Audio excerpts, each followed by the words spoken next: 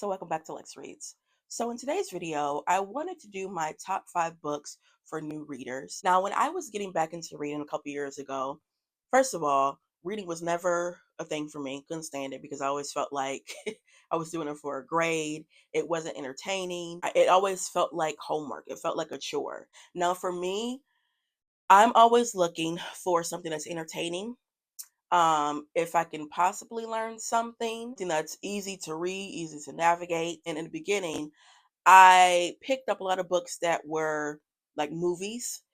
Some I had already seen before I read the book, or read the book and then saw the movie. Or I would gravitate towards books that were kind of popular a little bit. I always say if you like a certain type of movie, like a genre of a movie, try to pick books that are in that genre. So like if you like drama, try to pick something that's maybe like a fiction.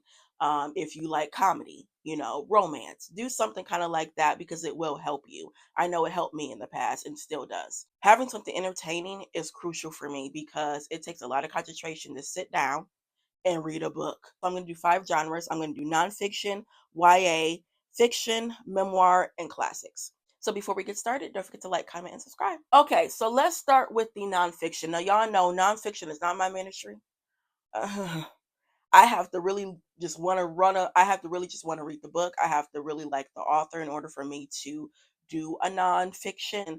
This one author really did help me get into that genre. And while I read their works, I was not bored at all. It didn't feel like homework. I learned something. And that author is James Baldwin. James Baldwin, he is known for his critical analysis. He's known for his nonfiction. I personally like James Baldwin's fiction, but that's because I love, fiction, and I love his plays. But I remember when I was getting into reading, I wanted to read something, like a critical analysis that wasn't attached to a grade. Because the last time I read stuff like that, I was getting graded on it, okay? So everyone always talked about The Fire Next Time. And I said, you know what, this is perfect because it's very short. This is only 106 pages. So I would recommend, if you're not into nonfiction, but if you want to get into it, get something that's small. It's a letter that he wrote to his nephew, I believe. And it talks about how to navigate in society as a Black man, as a Black boy, as a Black individual. And there was a resurgence, if you can recall, of James Baldwin. It was such a resurgence of his work. And it always makes me happy because I always felt that he didn't get the praise and recognition as he should.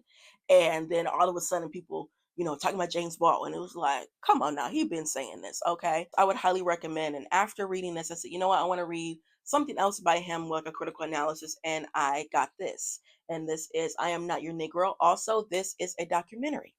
And this is talking about before his death, um, he was writing about Medgar Evers, Martin Luther King, and Malcolm X. And it was going to be titled Remember This House. And of course, he passed in the 80s. And, they found his papers and works, and they ended up doing a really good documentary. I would highly recommend it. There's some letters, there's some essays. And again, this is not long. It's not long at all. So, yes, that is for the nonfiction. Next is YA. Now, I have a love-hate relationship with YA books. Sometimes, I get in the mood and want to read them, and sometimes I don't. And the reason why is, I'm 33. So my thing is, YA is the insta love. It's their children. So I have to constantly tell myself when I'm reading a YA book, girl, you a grown woman. These kids. So of course, their mental Rolodex is not fully developed. You have to think about that. But I really do appreciate and I commend these YA authors because they are telling stories that need to be heard, that need to be told. Like every child is being represented. One author, when I did start to get into YA, is Jacqueline Woodson. Now, I have so many Jacqueline Woodson books. These are all of my Jacqueline Woodson books. She is a GOAT because she not only writes YA, she does middle grade, she does children's books, and she does adult. And her writing is fantastic. Now, I started out reading these. This is If You Come Softly. This is a retelling of um, ooh, of Romeo and Juliet, but it's a different take because the young man is Black and the young girl is Jewish, I believe. And then here's the second book, Behind You. It's the aftermath, okay? And again, it's a different take on, Romeo and Juliet, but she is a fantastic, fantastic writer. Another writer that I love with YA, she is like my go-to, is Sabina Khan. Sabina Khan is a Indian writer. I think the reason why I like her is because her target audience is YA, but it sometimes doesn't read as YA. And are her stories are so captivating. Also, you're learning something because you're learning about the Indian culture and you're learning about the Muslim culture. Her first book, and the first book I ever read by her, is called The Love and Lives of Rukhsana Ali. And you have a girl, their family's from Bangladesh, I believe. Her mother saw her kissing a girl and was like, "Oh no, no, no, no, no, no, no, we can't have this." I think she's a senior in high school, and she sends her to their country and like, "You about to get married," and you just see the their take on homosexuality. Like, they will kill you. Okay, my favorite out of hers, I always talk about this, is Meet Me in Mumbai, y'all. Oh, this is so good. This is two perspectives. You're dealing with teenage pregnancy, you're dealing with adoption, you're dealing with abandonment, you're dealing with racial acceptance.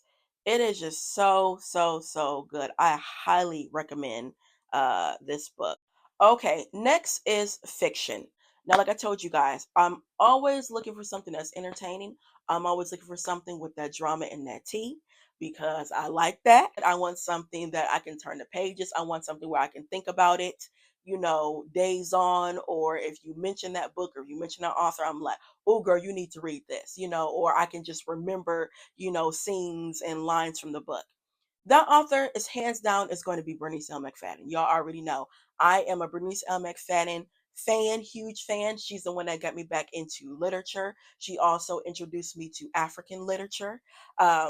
Yeah, when it comes to getting back into reading, that is my girl. I would highly recommend, especially if you are a black woman. Okay. Her stories, she doesn't write like any other author, in my opinion. All her books are different. The settings are different. The characters are different. Everything. You are going to be entertained. You're going to learn something.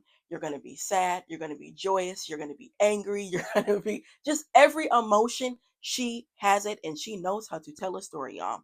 I am going to say, start with her debut, Sugar. I have several copies of Sugar. This is the 20th anniversary of Sugar, and back in 2020, the 20th anniversary came out. I also did a reading vlog on this where I don't do any spoilers. I'll put it down below. This amazing. You're not going to forget Sugar Lacey. You cannot forget Pearl at all. Her stories are amazing. And like I said, she writes different stories. Also is a good one, The Book of Harlan. This talks about black men being in the Holocaust. And this is a family saga, and oh my gosh, this is like the first book I think I cried, or second book. Did not know that blacks were in the Holocaust.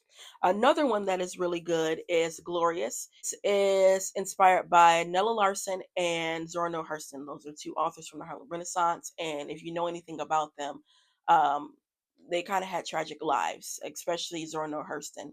Everything that she contributed in, literature, eh, we didn't know. And if it wasn't because of Alice Walker, finding her unmarked grave and really having a resurgence of her, we probably wouldn't have really she probably wouldn't have gotten, the recognition, that she has and still needs more. But Easter is inspired by those two, authors. With Nella Larson, she just stopped writing after she was accused of plagiarism, which they dropped the case because they realized that she did not do.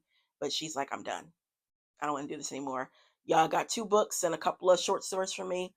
I am done." And you guys know, if you read Nella Larson, her writing is amazing. She's known for the book Passing and Quicksand, and them books are fantastic. And lastly, one thing about Bernice McFadden's books, as you can see, they're not long.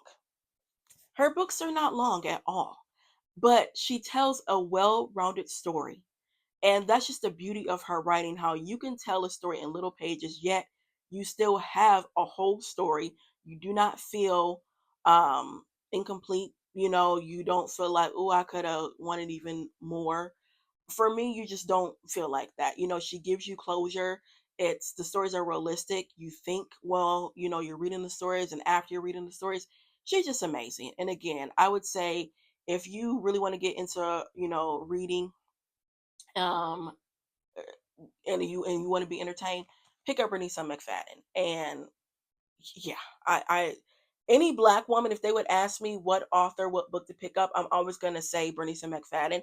I'm gonna say any, to be honest with you, but I think I would say, because again, all of them are fantastic, but I would say start with her debut. Start with her debut, which is Sugar. Yeah, I would recommend this to any woman, especially black women. Black women. Okay, next is memoir. Now that's another genre where I'm not really. It don't really do anything for me because it kind of gives me, well, it doesn't give me nonfiction. It is obviously real life, and if I'm interested in the person, excuse me, and if I'm interested in the person, then I will get it. But that's one genre that I don't really gravitate towards, like how like the celebrity, memoirs. I could care less. I have to really, really just want to read it. But one memoir that I would highly recommend, if you have never read memoirs, if you're trying to get into, that genre, is always going to be I Know Where the Cage Bird Sings. I first read this when I was in eighth grade and was flabbergasted, and read it again as an adult and was even more flabbergasted. This story, amazing. Everyone should know about this story. I have two copies of this. I really wanted to get this one because it has a foreword by Oprah Winfrey, and y'all know how Oprah felt about Miss Maya. And I read all of her autobiographies. I would say The Heart of a Woman is probably my favorite, and Gathered Together in My Name. I would highly recommend all her autobiographies, but if you haven't read any of hers, and if you want to start, I would say always pick up this one. And just for honorable mention when it comes to memoir, another one that I really wanted to get into was Anne Frank, The Diary of Anne Frank. We all know Anne Frank. We all should know Anne Frank. And oh yeah, it's difficult because you know what happens. But this young lady, courage, perseverance.